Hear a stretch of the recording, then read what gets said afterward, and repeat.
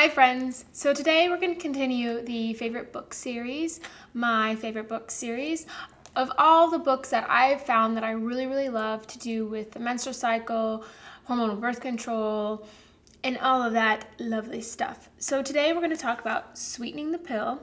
This is by Holly Griggs Spall, and I think that this is a fantastic book to follow after you've read The Pill that I talked about in another one of my videos. I've talked about this one in a couple of my videos, and I will link the one where I talk about this down below.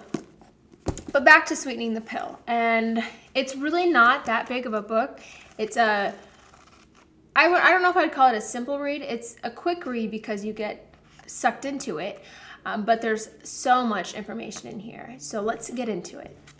Something that I have found while reading books like this is there is this very intense connection between me and the book, or the information in the book, or the author, however you want to put it. But I find myself reading these books and going, yes, oh my God, yes, oh my God, that's me too. And this is one of those books. So she starts off the introduction and it's called It's Not Me. And it's kind of all of her story of, you know, her struggles with hormonal birth control and the side effects, and just that never-ending question of like, is this just who I am? Like, what is going on? And there, especially just reading back through to, you know, take notes for this video, there's points where I was just like, girl, yes, I feel you. Like, there's just good stuff in here. Like most books that I find that I love, this one has a lot of real life examples from real women, and I just really appreciate that because you get all these various perspectives on the same topic. One thing that she talked about that I think is very real today is this belief we have that getting on a hormonal birth control or the pill or whatever form it is almost like a rite of passage as for being a woman. And the thing that it just makes me think about, like, the rite of passage should be getting your period, and that should be the exciting thing, the thing that brings you into this big worldwide group of women, but yet it's this getting onto hormonal birth control that brings you into this club of everyone else who's on hormonal birth control. The thing I really love about this book is it just kind of breaks down the pill and other forms of hormonal birth control and kind of the public perceptions of them and how people view them. And I haven't really necessarily read a book. This one kind of does this, but this one does it to like a whole different level. And when the pill first came out, it was mostly prescribed to married women with this idea that they would be on it for, you know, 2 years after they had gotten married, and then they would want to start having kids, so they'd get off it, you know, and start procreating. But then it started being advertised to the young, sexy, free woman, and that's kind of the demographic that took it over. And I really like how she goes through all these different beliefs about women and how people viewed them and how that played into the pill's success. So a lot of women don't know this, and men, I suppose, that when you're on hormonal birth control, the pill specifically, there's those placebo pills in the middle or at the end, and that's for your period week. And they're not real pills, obviously, they're placebos, and the effect is a withdrawal bleed from the drugs and from the hormones. And so it's not a real bleed. Like, yes, it is real blood, but it's not a real period, is what I'm trying to say. It's not a real menstrual phase, because your body didn't ovulate.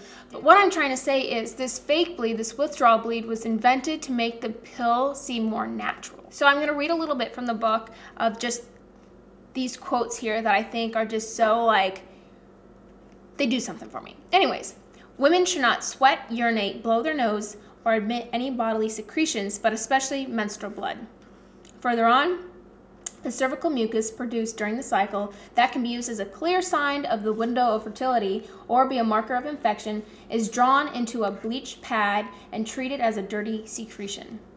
We have been told for decades that periods are unfeminine, unattractive, and gross, and that having a period is shameful and unbearable. Ain't that the truth? And I think that's just so ridiculous, because this is the fact that, like, periods are seen as, like, gross and dirty and unfeminine is stupid, because that's the whole thing that makes you a female. I will not go on about that. Something that was mentioned in the pill, but it's also mentioned here, and I think it's important to repeat over and over and over so more people hear it, is hormonal birth control affects 150 bodily systems, all of which are suppressed by hormonal contraceptives and all of which are interrelated to all other body systems. So, hormonal contraceptives impact energy levels, memory and concentration, motor coordination, adrenaline levels, pain threshold, vitamin retention, blood glucose levels, thyroid and adrenal function, sleep patterns, body temperature, skin color and texture, brainwave patterns, metabolism rate, visual, auditory, and olfactory acuity.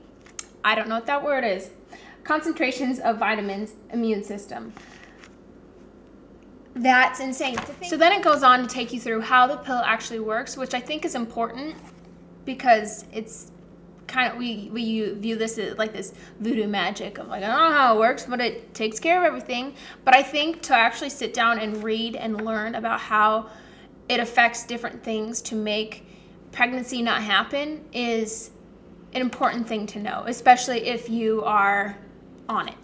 There is another quote in here from Susan Vladi, sorry if I'm not pronouncing that right, but it's from her book Backlash, and it's talking about corsets. So women used to wear corsets. We know that some women still do wear corsets today, but they're not really a thing anymore.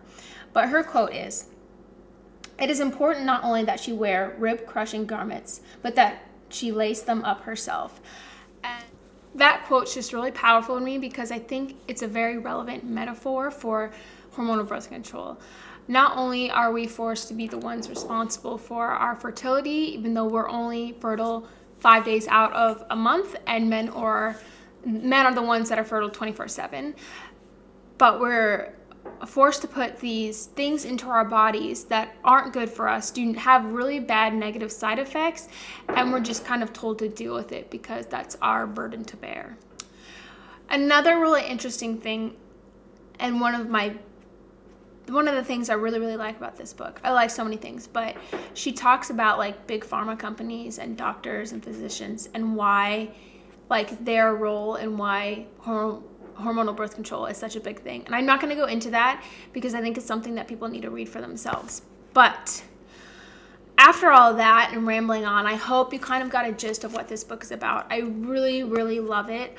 I hand it over to so many of my friends or people I know, and I say you have to read this because I think there's just so much important information here regarding being female and things we're not told. That's all I have for Sweetening the Pill, you guys. I hope you learned something. Comment down below if you read this book or if you want to read it. And until next time, I'll see ya. Bye.